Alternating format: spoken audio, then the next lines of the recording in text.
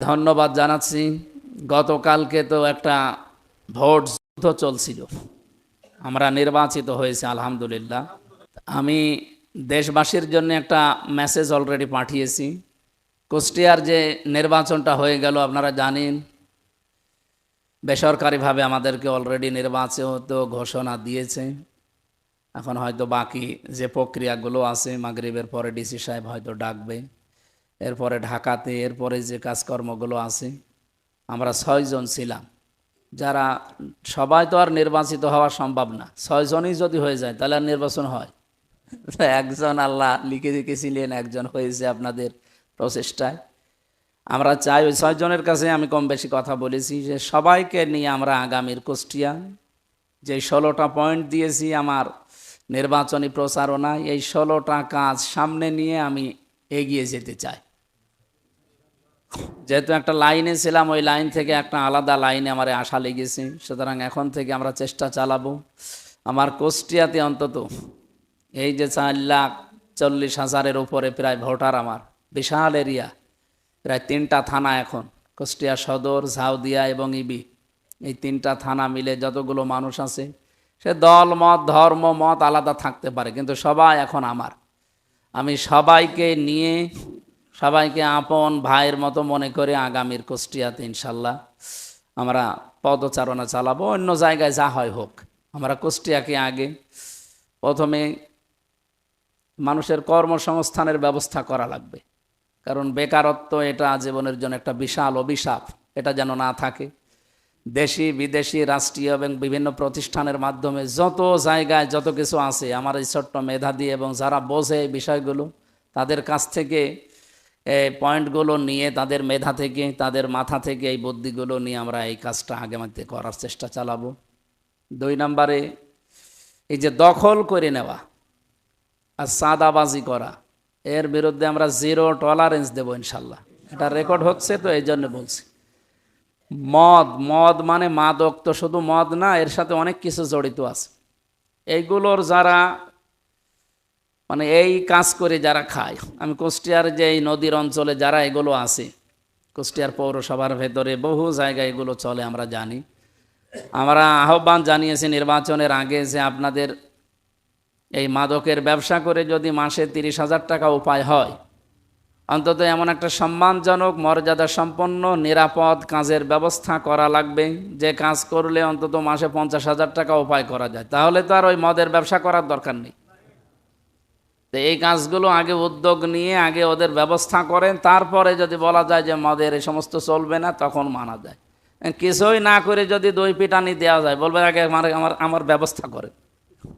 এগুলো আমরা আগামীতে পরিকল্পনা নিয়েছি, আপনাদের সাথে নিয়ে করবো ইনশাল্লাহ। এখানে একটা গুরুত্বপূর্ণ অংশ বাংলাদেশের যতগুলো কাজ আছে তার ভেতরে নির্বাচন একটা চলে গেল। অনেকে নির্বাচিত হয়েছে, অনেকে হয়নি। আমাদের এখন কাজ হবে শাবান মাসের এই শিক্ষাটা আগামীর বাংলাদেশের জন্য কার্যকর করা।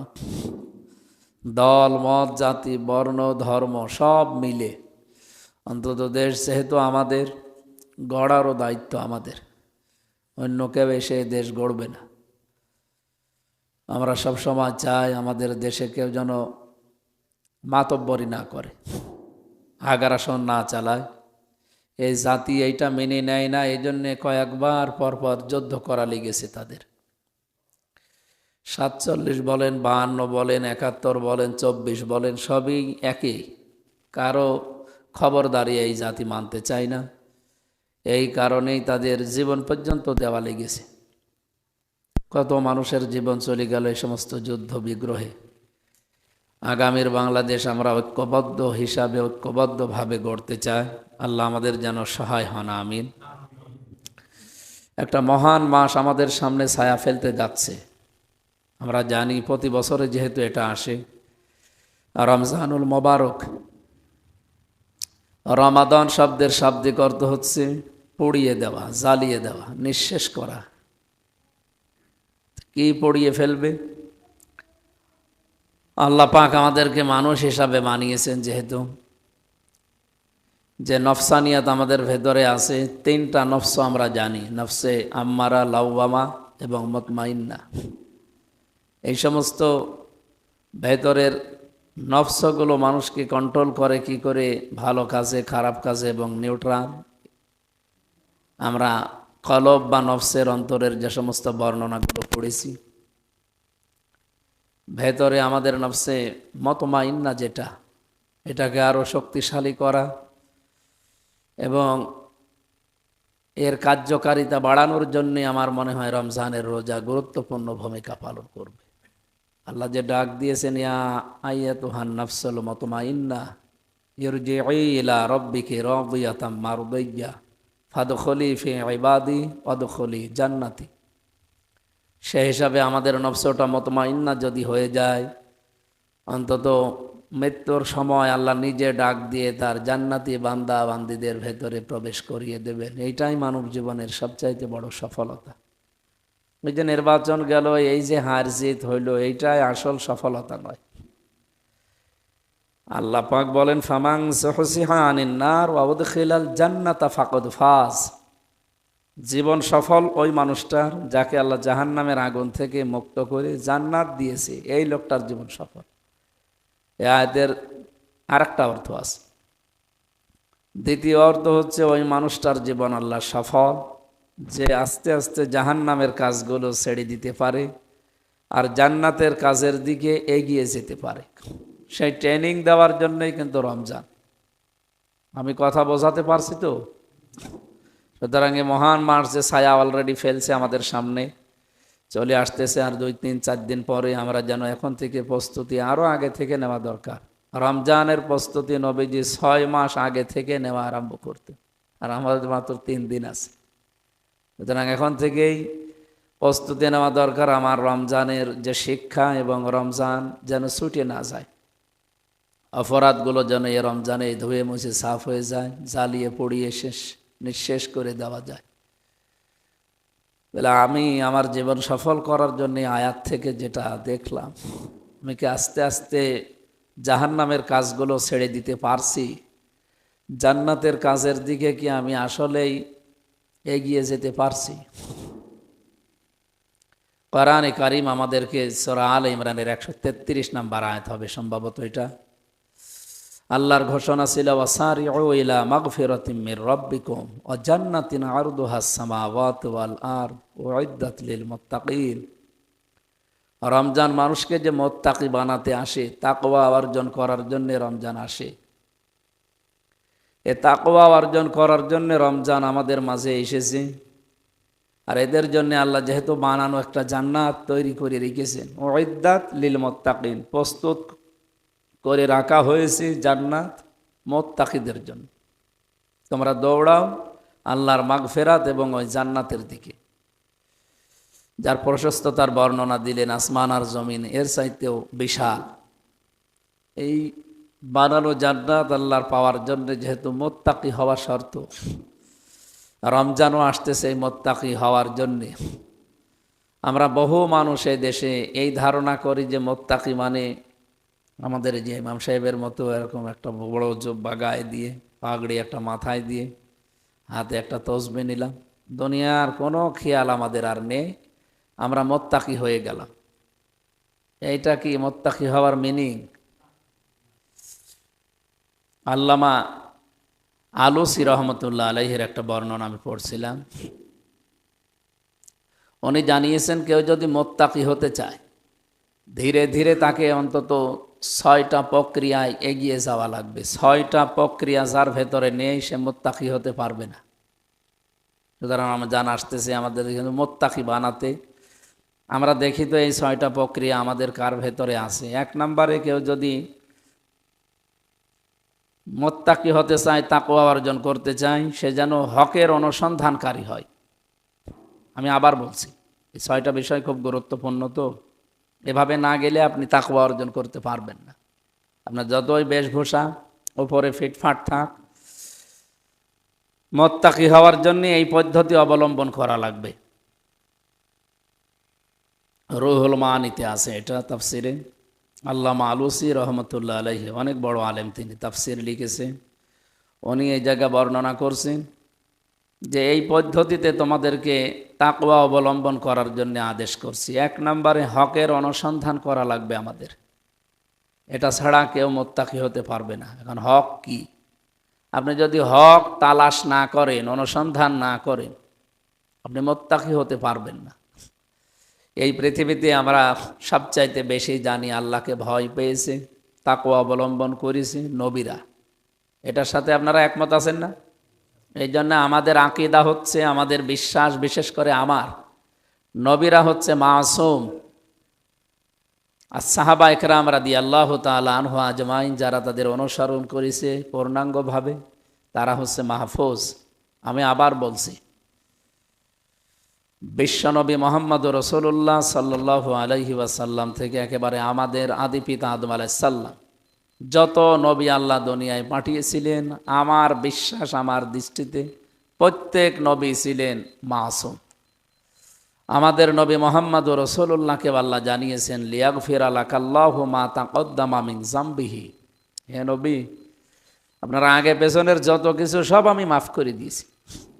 সুতরাং আমাদের আকীদা, আমাদের বিশ্বাস, বিশেষ করে আমি আবার বলছি, আমি নবীদেরকে মাসুম মনে করি, বিশ্বাস করি, এবং সাহাবা একরামকে আমরা মাহফুজ মনে করি, তাদেরকে আল্লাহ হেফাজত করেছিলেন।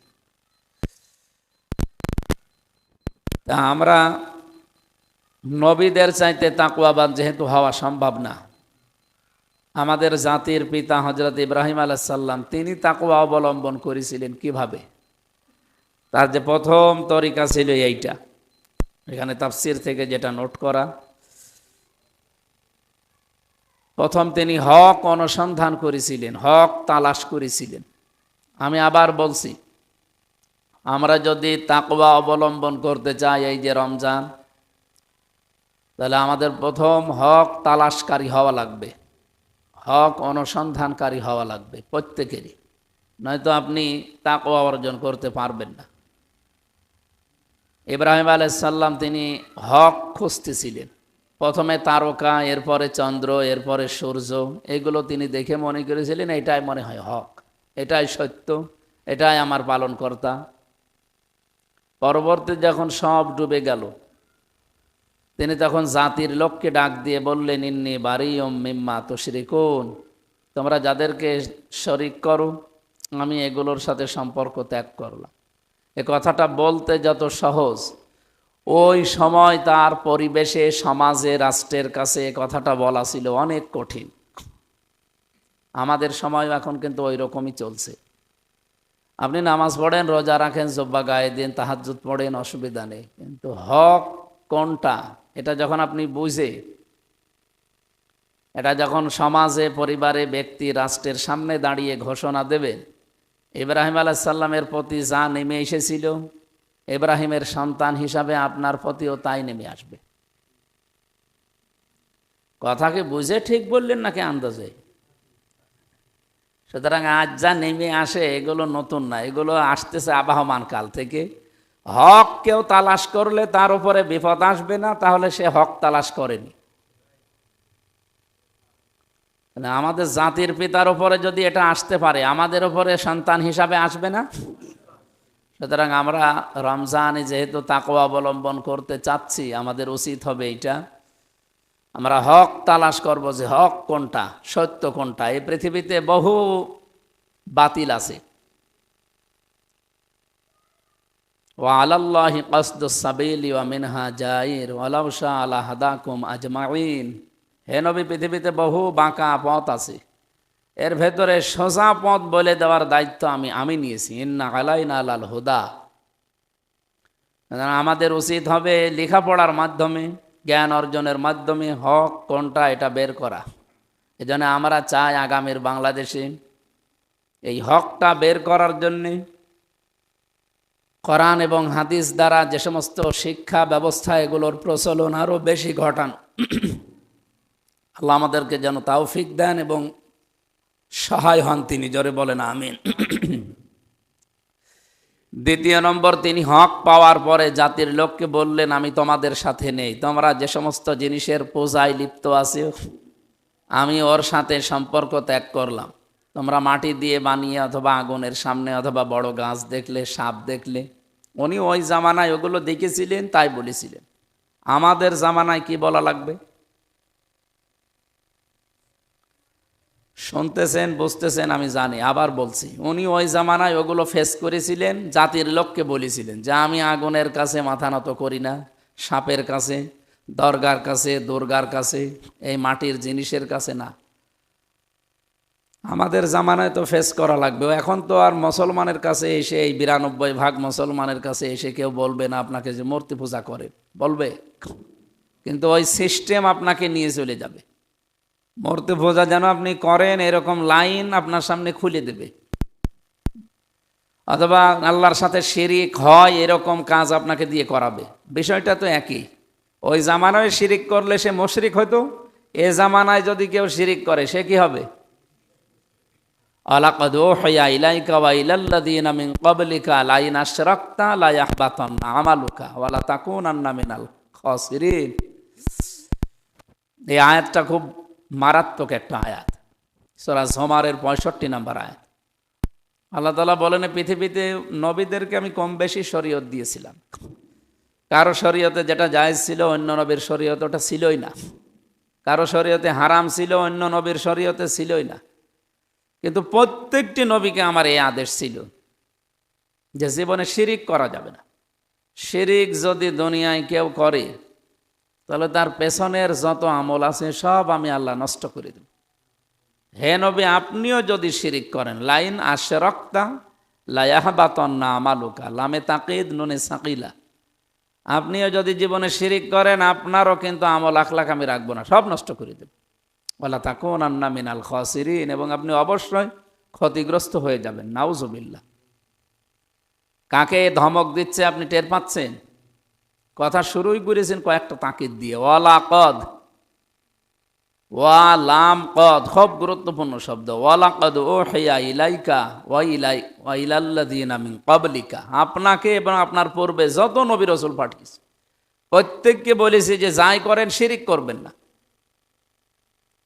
শিরিক যারা করে এদেরকে আমি আল্লাহ দুইটা জিনিস থেকে বঞ্চিত করে দেয়। এক নম্বরে শিরিক করলে মাফ হবে না, দুই নম্বরে জান্নাত পাওয়া যাবে না। ইন্নাহু মান ইউশরিক বিল্লাহ ফাকাদ হাররামাল্লাহু আলাইহিল জান্নাহ।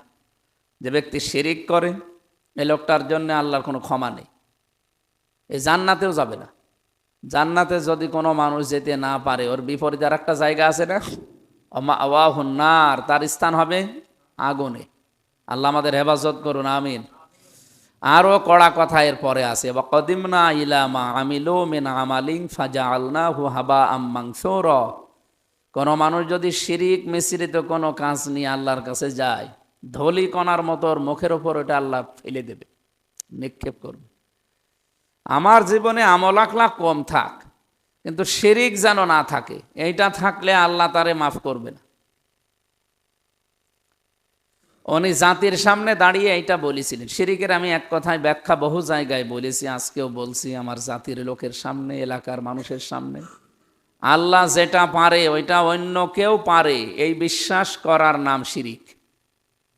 বুঝেছেন কিনা বলেন? আল্লাহ যেটা পারে ওইটা অন্য কেউ পারে না। কেউ যদি মনে করে না অন্য কেউ পারে, তো সঙ্গে সঙ্গে সে মুশরিক। কারণ শিরিক করলে মানুষ কি হয়? আর একবার বলেন। আমরা এখন বিশ্বাস করি সবাই এখানে যারা আছি, এই পৃথিবী বানিয়েছে কে? এখানে যদি কোনো নিয়ম নীতি চলে, কার চলবে? এর বাইরে আর কোনো কথা আছে কারো?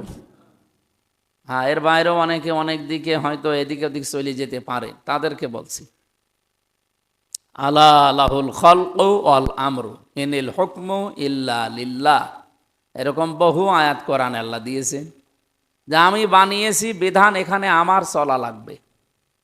সুতরাং এই জমিন আমরা সবাই বিশ্বাস করছি যে পৃথিবী বানিয়েছে আল্লাহ, কিন্তু নিয়ম নীতি এখানে অন্য কারো চলবে, এরকম যদি কেউ বিশ্বাস করেন, মনে করেন বা ওই রকম কাজ করেন, আপনি কিন্তু শিরিক করে ফেললেন।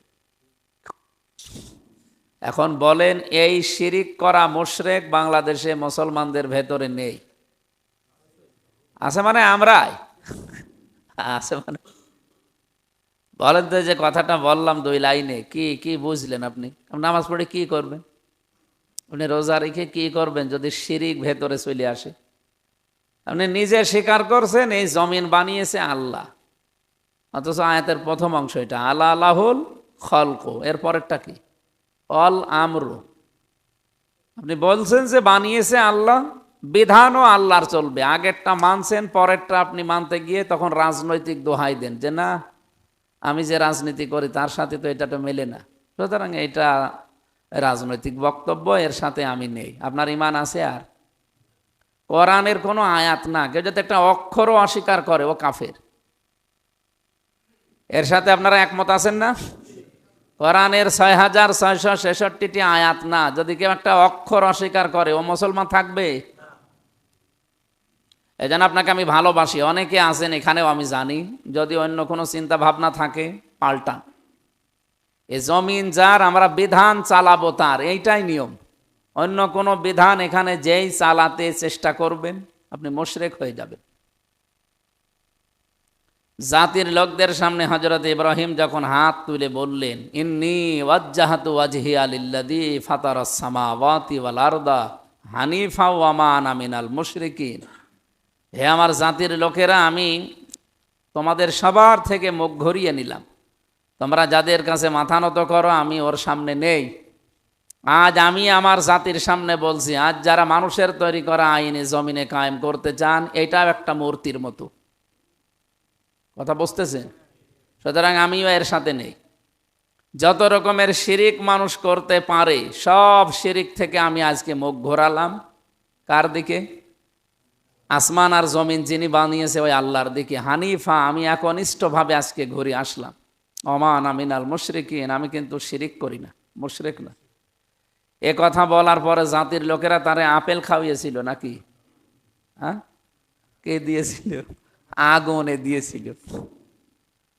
তিনি জাতির লোকদেরকে বললেন কাইফা আখাফু মা আশরাকতুম ওয়া লা তাখাফুনা আন্নাকুম আশরাকতুম বিল্লাহ মা লাম ইউনাজ্জিল বিহি আলাইকুম সুলতানা, যে তোমরা শিরিক করে ভয় পাও না আল্লাহর সাথে, আর আমি আল্লাহর পক্ষে কথা বলে ভয় পাবো, তার মানে অনেকে দমে গিয়েছিলেন।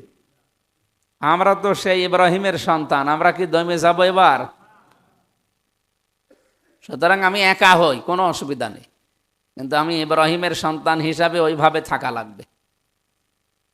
তাহলে উনি কি বললেন জাতির লোকদের কাছে, যে তোমরা আল্লাহর সাথে শিরিক করো বিভিন্ন জিনিসকে, এখনো শিরিক করা হচ্ছে আল্লাহর আইনের সাথে, আল্লাহর ক্ষমতার সাথে, আরও বিভিন্ন জিনিস। তো তোমরা এগুলো করে ভয় পাও না, আর আমি আল্লাহর পক্ষে কথা বলে ভয় পাবো, মানে আমার কোনো ভয় নেই। তোমাদের তো কোনো দলিল নেই, আর আমার দলিল আছে না? তাহলে হকের অনুসন্ধান করা, এটা হচ্ছে তাকওয়া অবলম্বনের প্রথম প্রক্রিয়া, ধাপ। আমরা এ ধাপে কয়জন আছি আল্লাহ ভালো জানে। 2 নম্বরে, হক যদি কেউ পেয়ে যায় তাহলে মাস্ট বি তাকে গ্রহণ করা লাগবে।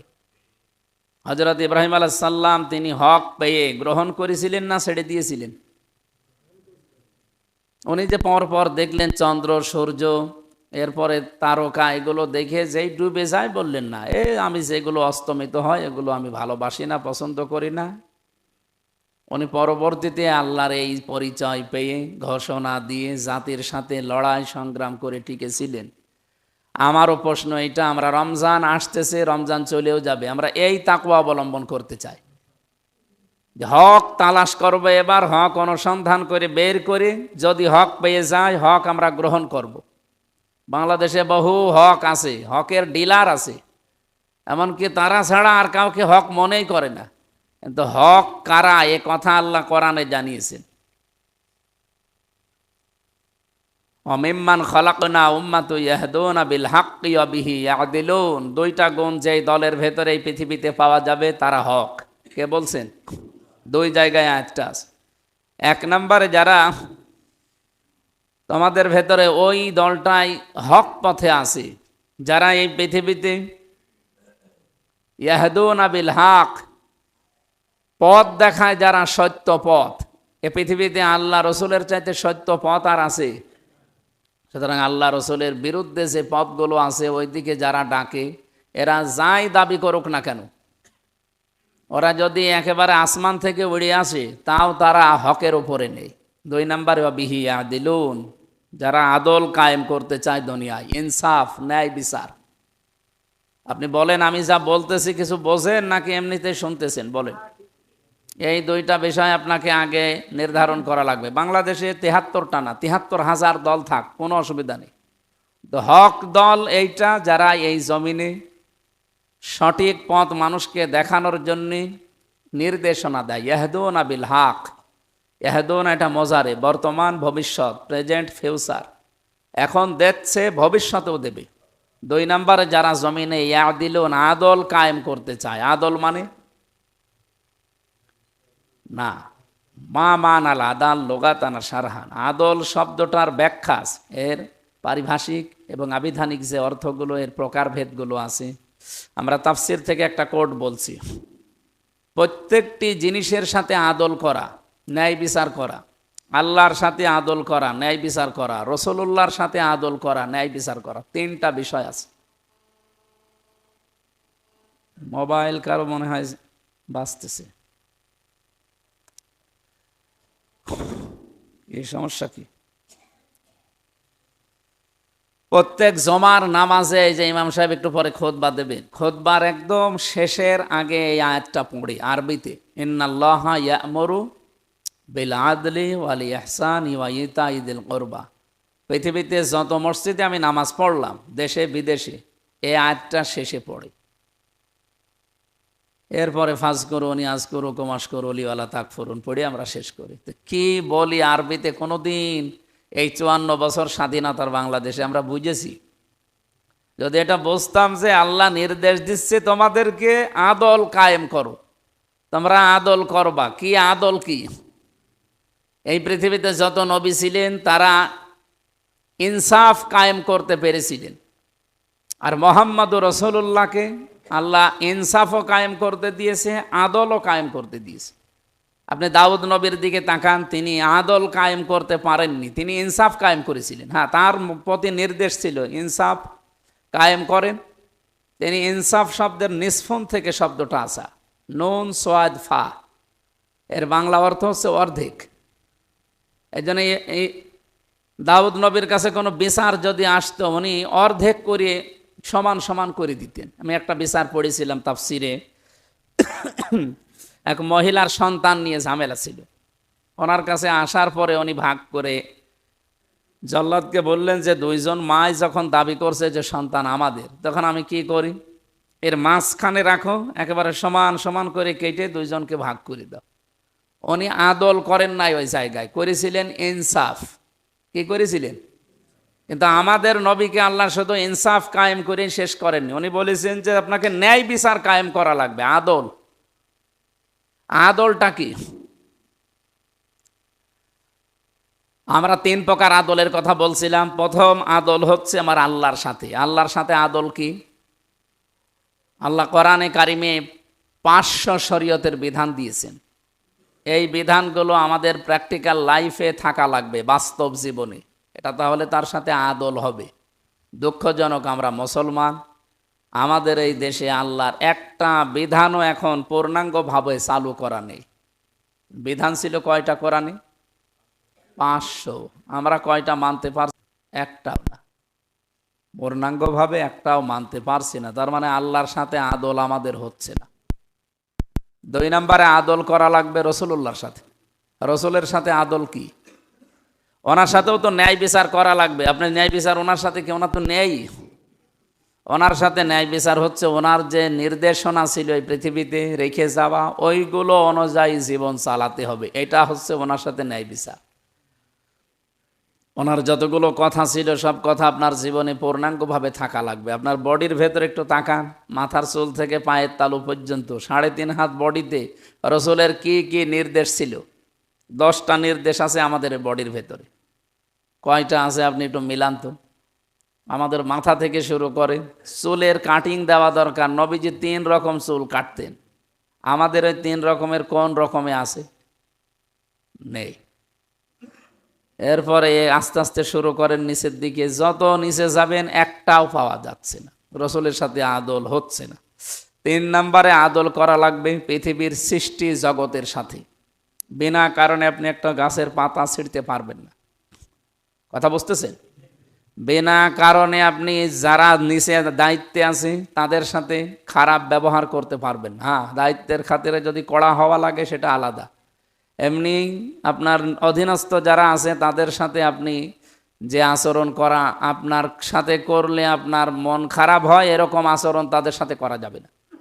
ওসি সাহেব বসে আছে, এখন ওই গেটে যে কনস্টেবল দাঁড়িয়ে আছে একটা অস্ত্র নিয়ে, ওনার সাথে যে ব্যবহার ওসি করে, খালি চেয়ারটা পাল্টিয়ে ওসিকে যদি ওই কনস্টেবলের জায়গায় দাঁড়িয়ে আর ওই লোকটাকে যদি ওই চেয়ারে বসা যায়, উনি কিছুক্ষণ আগে যে আচরণ করলো ওইটা যদি ওনার সাথে করতো উনি মেনে নিতে পারত? তার মানে আপনি অধীনস্থদের সাথে আদল করতে পারেননি। আমার কথার অর্থ মনে হয় একটু গভীর হয়ে যাচ্ছে। আমি বিস্তারিত বলতে গেলে আবার অনেক সময় হয়ে যাবে দুপুরবেলা, আমি বাকিটা বলিনি। হক কবুল করা 3 নম্বরে, হক যদি কেউ গ্রহণ করতে পারে সে যেন হক প্রচার করে। হক শুধু প্রচার করলেই হবে না, 4 নম্বরে হকের ওপরে টিকে থাকা লাগবে তাকে। এর প্রত্যেকটা আয়াত এবং দলিল দেওয়া আছে, আমি লম্বা করছি না। 5 নম্বরে হক যদি আপনি টিকে থাকতে পারেন নিজে, তাহলে এটাকে আবার দাঁড় করাবেন, কায়েম করবেন। কায়েম করার জন্য সর্বাত্মক চেষ্টা করা লাগবে হক। 6 নম্বরে শুধু কায়েম করলে হবে না, যদি হক কায়েম হয়ে যায় তাহলে এটাকে টিকিয়ে রাখার জন্য সাহায্য করা লাগবে। এই 6টা প্রক্রিয়া যখন মানুষ অবলম্বন করবে সে হবে মুত্তাকি, তাকওয়াবান। তার জন্যে আল্লাহ এই রমজানে রোজা রাখলে জান্নাত বানিয়ে রেখেছে। আমি অল্প সময়ের ভেতরে মন কথাগুলো বলতে পেরেছি বিস্তারিত। এর প্রায় 2-3 ঘন্টা আলোচনা করা দরকার, এত কথা আছে এক একটা পয়েন্টের ভেতরে। যেহেতু মানুষ এখন সচেতন, আমি জানি আপনারা সব বুঝে ফেলেছেন। প্রথম পয়েন্টটায় যা বলেছি আল্লাহ ওইটুকুই আমল করার তৌফিক দান করেন। আর যদি আমরা তাকওয়া অবলম্বন করে এই রমজানে যদি আল্লাহর নৈকট্য অর্জন করতে চাই, তাকওয়াবান, মুত্তাকি, পরহেজগার যাই বলেন হতে চাই, তাহলে এই প্রক্রিয়ায় এসে আমাদেরকে আমাদের জাতির পিতা ইব্রাহিম আলাইহিস সালাম যেভাবে করেছিলেন ওই পথ অনুসরণ করার তৌফিক দান করেন, আমিন। সম্মানিত মুসল্লিকরাম, আমার নিজের গ্রাম, নিজের গ্রামবাসী, এলাকাবাসী, আপনাদেরকে ধন্যবাদ জানাচ্ছি। গতকালকে তো একটা ভোট যুদ্ধ চলছিল, আমরা নির্বাচিত হয়েছি আলহামদুলিল্লাহ। আমি দেশবাসীর জন্য একটা মেসেজ অলরেডি পাঠিয়েছি, আপনাদেরকে ওটা শেয়ার করতে চাই।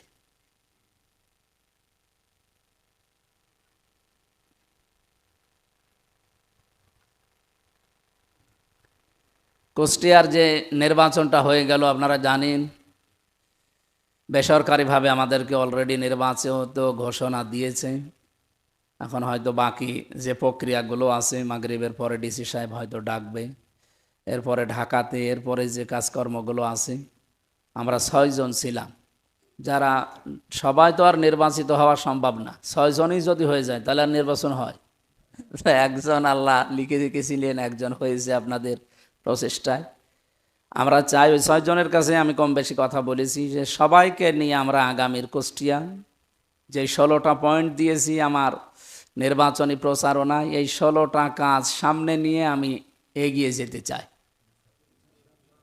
যেহেতু একটা লাইনে ছিলাম, ওই লাইন থেকে একটা আলাদা লাইনে আমার আশা লেগেছে, সুতরাং এখন থেকে আমরা চেষ্টা চালাবো আমার কুষ্টিয়াতে অন্তত এই যে 4,40,000-এর উপরে প্রায় ভোটার, আমার বিশাল এরিয়া, প্রায় 3টা থানা এখন, কুষ্টিয়া সদর, ঝাউদিয়া এবং ইবি, এই 3টা থানা মিলে যতগুলো মানুষ আছে, সে দল মত ধর্ম মত আলাদা থাকতে পারে, কিন্তু সবাই এখন আমার।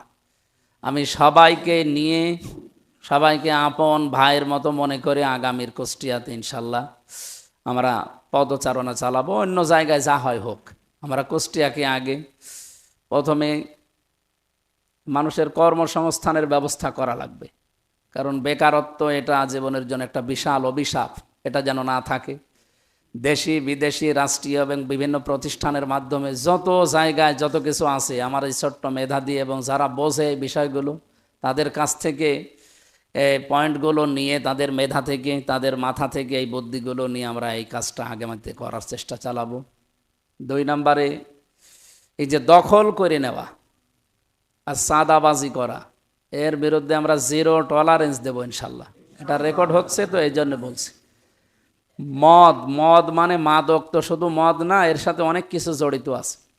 এইগুলোর যারা মানে এই কাজ করে যারা খায়, আমি কুষ্টিয়ার যে এই নদীর অঞ্চলে যারা এগুলো আছে, কুষ্টিয়ার পৌরসভার ভেতরে বহু জায়গায় এগুলো চলে আমরা জানি। আমরা আহ্বান জানিয়েছি নির্বাচনের আগে যে আপনাদের এই মাদকের ব্যবসা করে যদি মাসে 30,000 টাকা উপায় হয়, অন্তত এমন একটা সম্মানজনক মর্যাদা সম্পন্ন নিরাপদ কাজের ব্যবস্থা করা লাগবে, যে কাজ করলে অন্তত মাসে 50,000 টাকা উপায় করা যায়। তাহলে তো আর ওই মদের ব্যবসা করার দরকার নেই। তো এই কাজগুলো আগে উদ্যোগ নিয়ে আগে ওদের ব্যবস্থা করেন, তারপরে যদি বলা যায় যে মদের এই সমস্ত চলবে না, তখন মানা যায়। কিছুই না করে যদি দই পিটানি দেওয়া যায়, বলবে আগে আমার আমার আমার ব্যবস্থা করেন। এগুলো আমরা আগামীতে পরিকল্পনা নিয়েছি, আপনাদের সাথে নিয়ে করবো ইনশাল্লাহ। আমার গ্রামবাসীকে ধন্যবাদ জানিয়ে এখন জমান নামাজ তো বাকিটা আপনাদের ইমাম সাহেব আছে, উনি শেষ করুক। হ্যাঁ, না এত বড় হুজুর থাকতে নামাজ ঠিক আছে। সুন্নত নামাজ যারা পড়েন পড়ে নেন, বাকি নামাজ